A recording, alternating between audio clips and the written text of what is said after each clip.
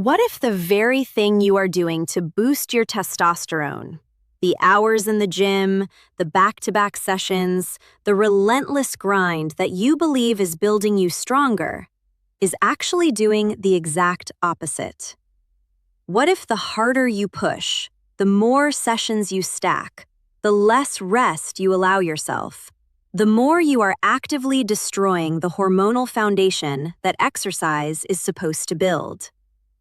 Because this is one of the most common and most painful mistakes that motivated men make, and it is happening right now to millions of men who are working harder than ever in the gym and wondering why their energy is collapsing, why their muscle is not growing, why their libido is declining, and why they feel worse with every passing week despite doing everything they believe they should be doing. The answer is overtraining. And today, I am going to show you exactly why overtraining is lowering your testosterone instead of raising it. The precise biological mechanisms that most fitness content never explains. The specific side effects that accumulate when you push past your recovery capacity. How to prevent and reverse every one of them. Who is most at risk? And the exact training protocol that maximizes testosterone while protecting the recovery that testosterone production depends on. Stay with me, because what you learn today might be the most important correction you have ever made to your approach to training. I'm Dr. Christine Rodriguez, and this is Men's Vitality Hub. This channel exists to give men like you authentic, valid knowledge about your health, so you can make real, informed decisions that actually change how you feel and perform. Real biology, honest science, practical guidance. That is what we are here for. Let's go deep. Here is exactly what this video is going to give you. Stay for every section because the full picture is what makes the difference between training that builds testosterone and training that destroys it. First, I'm going to explain the biology of how exercise influences testosterone, the mechanisms that make certain training approaches powerfully anabolic and others hormonally destructive. Then, I am going to walk you through the specific, documented effects of overtraining on testosterone and male hormonal health.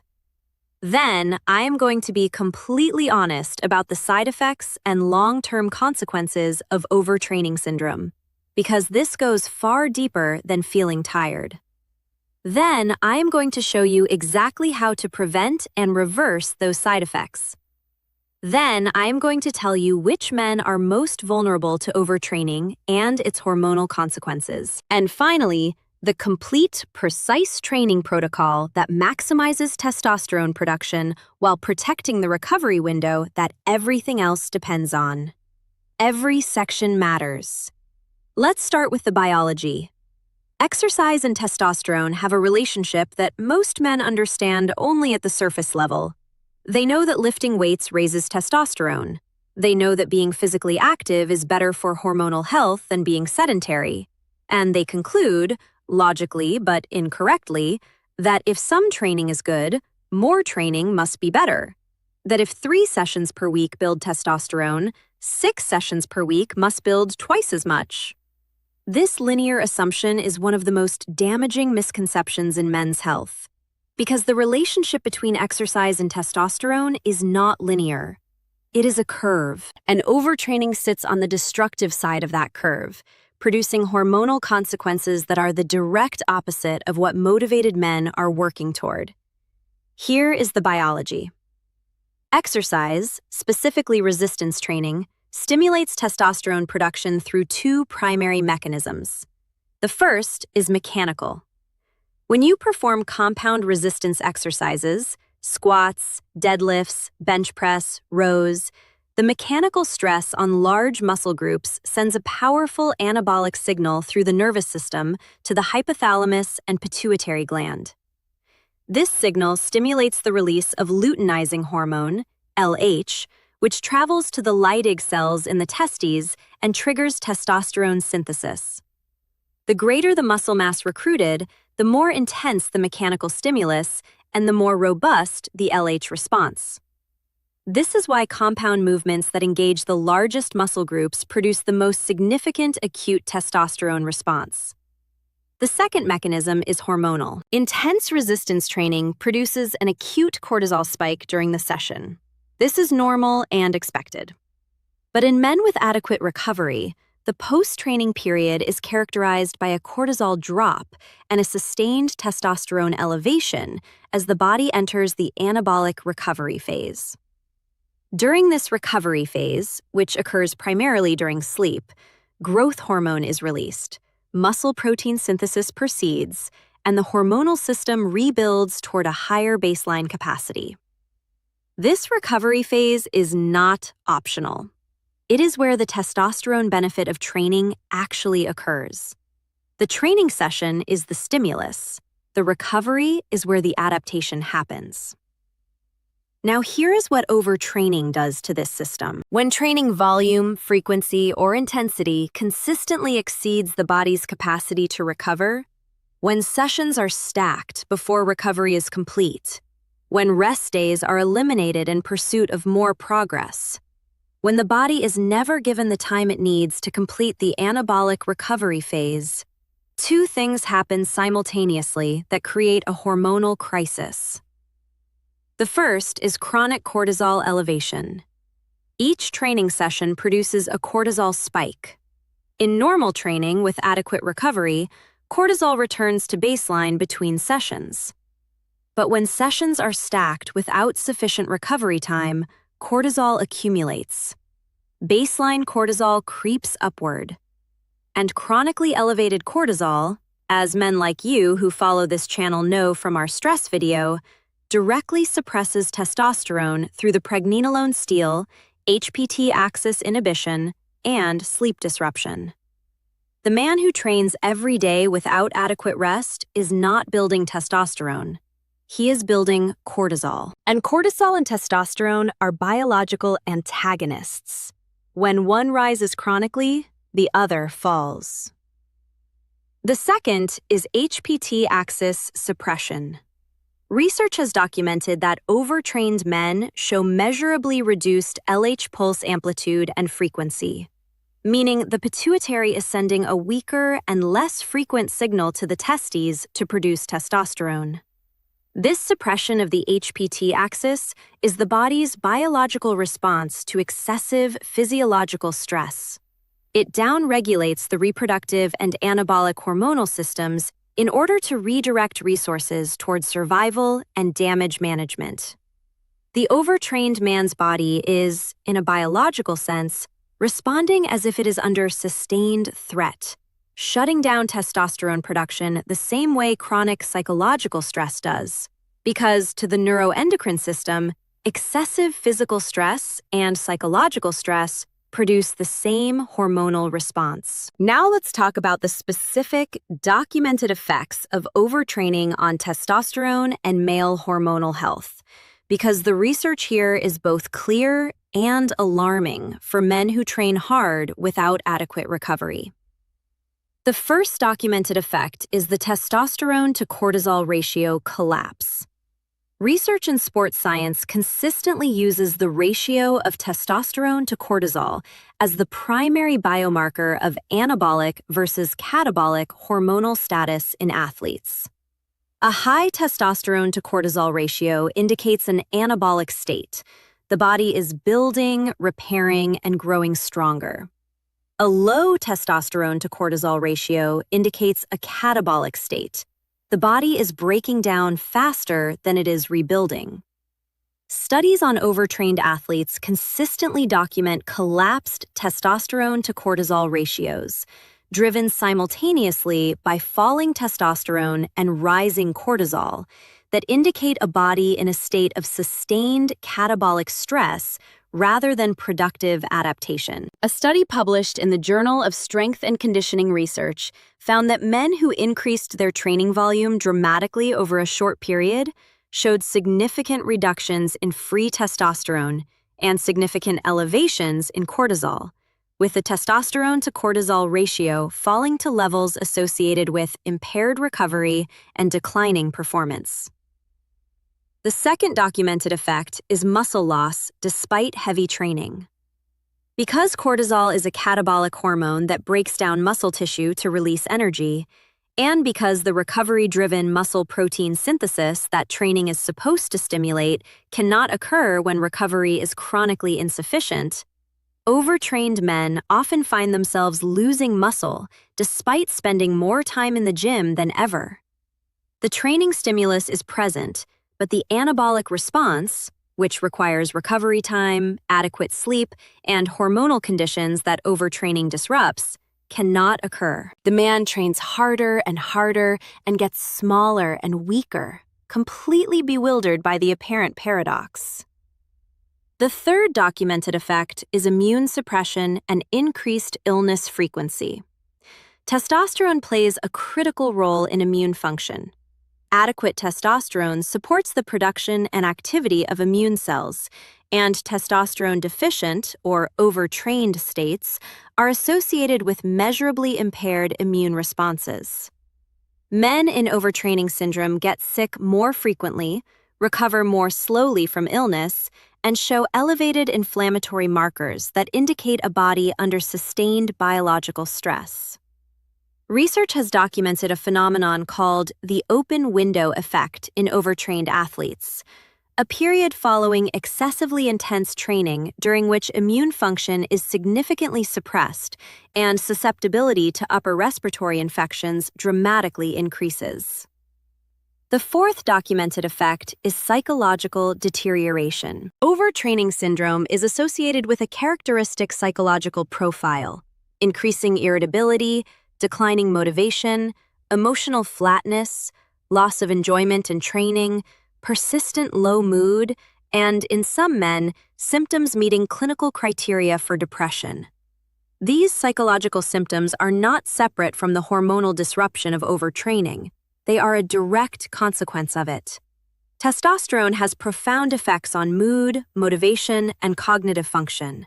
When overtraining suppresses testosterone and elevates cortisol simultaneously, the neurological consequences are real, measurable, and deeply felt. Still with me? Good. Now let's talk about the long-term side effects when overtraining goes unaddressed, because these extend far beyond feeling burned out. The first long-term side effect is persistent hypogonadism. In men who overtrain severely and chronically, athletes who push past their recovery capacity for months or years, the HPT axis suppression can become entrenched. The hypothalamus and pituitary downregulate their testosterone-stimulating output as a sustained adaptive response to the chronic stress signal. Even when training volume is reduced, the hormonal system does not immediately spring back to its previous output. Recovery of HPT axis function can take months, and in severe cases, some degree of suppression may persist long-term. The second long-term side effect is structural injury and chronic pain. Overtraining without adequate recovery leaves connective tissue, tendons, ligaments, cartilage, chronically inflamed and insufficiently repaired between sessions. The result is the accumulation of microdamage that progresses to chronic overuse injuries, tendinitis, stress fractures, joint pain that sideline men from training entirely and produce pain that impairs sleep, elevates cortisol, and worsens the hormonal environment further. The third long-term side effect is adrenal fatigue and HPA axis dysfunction. The sustained demand that chronic overtraining places on the adrenal glands, producing cortisol session after session without adequate recovery, can compromise adrenal function over time, leading to the dysregulated cortisol rhythms, chronic exhaustion, and impaired stress response that characterize HPA axis dysfunction. Men in this state feel tired regardless of how much they sleep, struggle to recover from any physical or psychological stressor, and find that the hormonal and energy recovery they need seems perpetually out of reach. Now, how do you prevent and reverse these side effects? Because overtraining syndrome is reversible, and the hormonal system responds to the right inputs with remarkable capacity for restoration when given the opportunity. The first and most critical prevention strategy is implementing structured rest and recovery into your training program as a non-negotiable, planned element. Not as a reward for when you feel tired, but as a deliberate, scheduled component of a program designed around recovery as the primary goal. Research consistently shows that the optimal training frequency for testosterone maximization in men is 3 to 5 resistance training sessions per week, with a minimum of 1 full rest day between sessions, and a planned deload week every 4 to 6 weeks of progressive training. During deload weeks, volume and intensity are reduced by 40 to 50%, while training frequency is maintained, allowing the nervous system and hormonal system to recover fully while the training stimulus is preserved. The second prevention strategy is monitoring the testosterone to cortisol ratio markers in your own experience. Because you do not need a blood test to recognize the early warning signs of overtraining. Declining performance on movements you have been progressing on, persistent muscle soreness that does not resolve within 48 hours of a session, declining motivation to train, disrupted sleep despite physical exhaustion, increasing irritability, and the feeling that training is depleting rather than energizing. These are the subjective markers of an accumulating catabolic state. When you recognize 3 or more of these simultaneously, reduce training volume immediately. Do not push through. The man who pushes through the warning signs of overtraining is not demonstrating mental toughness. He is demonstrating biological ignorance that will cost him months of hormonal recovery. The third prevention strategy is prioritizing sleep as the primary recovery intervention. As we have discussed extensively on this channel, the majority of testosterone is produced during deep sleep. For men who train regularly, the deep sleep window is the anabolic recovery window. It is when growth hormone pulses drive muscle protein synthesis, when LH pulses drive Leydig cell testosterone production, and when the cortisol that training elevated falls to its natural overnight nadir. Men who train hard but sleep 6 hours are cutting off the recovery process that makes training hormonally beneficial. 7 to 9 hours of quality sleep is not optional for men who train. It is the physiological requirement for converting training stimulus into hormonal and physical adaptation. The fourth prevention strategy is nutritional adequacy, ensuring that the caloric and macronutrient intake supports the recovery demands of the training volume. Men who combine high training volume with significant caloric restriction are creating a double catabolic burden. The cortisol of excessive training compounded by the cortisol of caloric deficit. Protein intake should be sufficient to support muscle protein synthesis, a minimum of 0.7 to 1 gram per pound of body weight, distributed across meals throughout the day. Carbohydrate intake, particularly around training sessions, supports cortisol management by providing glucose that prevents the deeper cortisol activation that fasted or glycogen-depleted training produces. Total caloric intake should be at or near maintenance for men who are training for hormonal optimization rather than aggressive weight loss. The fifth prevention strategy is incorporating active recovery methods that support hormonal restoration between sessions. Light walking, mobility work, stretching, foam rolling, and low-intensity movement on rest days accelerates the clearance of inflammatory metabolites from muscle tissue, supports circulation, and maintains the physical activity level that LPL enzyme activity requires, without adding to the cortisol burden that full training sessions produce. The rest day that includes a 20-minute walk and 10 minutes of mobility work is hormonally superior to a rest day of complete sedentary recovery for most men. Now, which men are most vulnerable to overtraining and its hormonal consequences? Men who are already dealing with low testosterone face the most severe hormonal consequences from overtraining. The cortisol-driven HPT axis suppression of overtraining is acting on a testosterone baseline that is already reduced, and even moderate overtraining can produce symptomatic hormonal decline in men whose reserve is already compromised. Men under high chronic psychological stress, who also train intensively, are stacking biological and psychological cortisol loads simultaneously.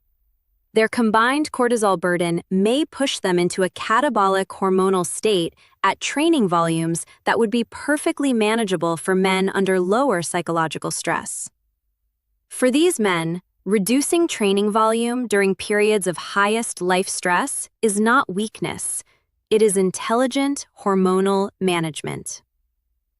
Men who are in a significant caloric deficit, cutting aggressively for fat loss, face amplified overtraining risk because the caloric restriction itself elevates cortisol and suppresses testosterone, meaning their hormonal reserve for absorbing training stress is lower than in men eating at maintenance. Men in caloric deficits should reduce training volume proportionally to the severity of their deficit. Men who are new to training or returning after a significant break have not built the structural and hormonal adaptations that allow the body to absorb higher training volumes.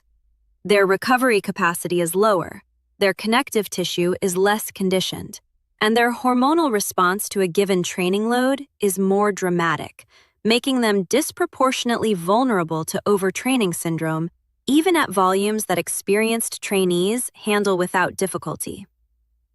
Now, the complete, precise training protocol that maximizes testosterone while protecting the recovery that testosterone production depends on.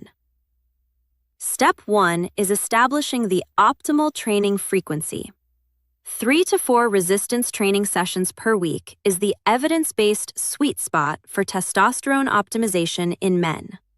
This frequency provides sufficient training stimulus to maintain robust LH responses and anabolic signaling, while allowing complete neuromuscular and hormonal recovery between sessions. Monday, Wednesday, Friday, or Monday, Tuesday, Thursday, Saturday, are both effective frequency structures that build in adequate recovery between sessions.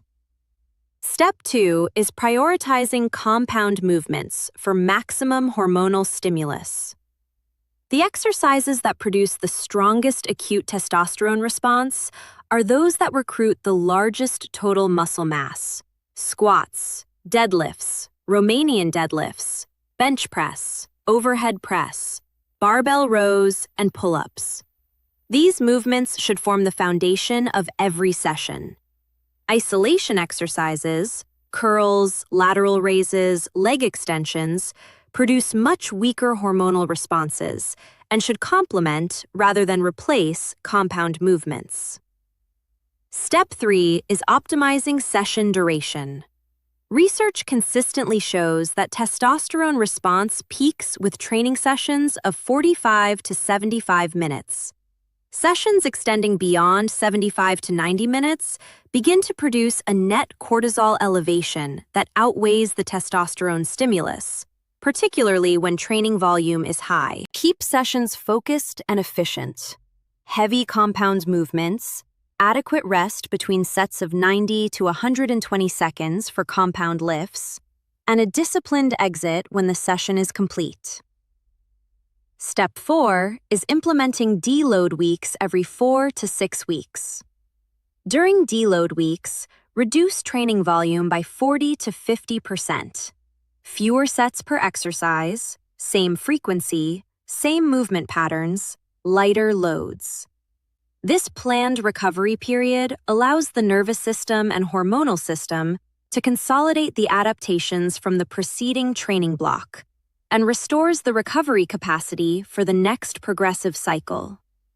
Men who skip deload weeks consistently are the men who end up in overtraining syndrome, because progressive overload without planned recovery is a one-way road to hormonal collapse.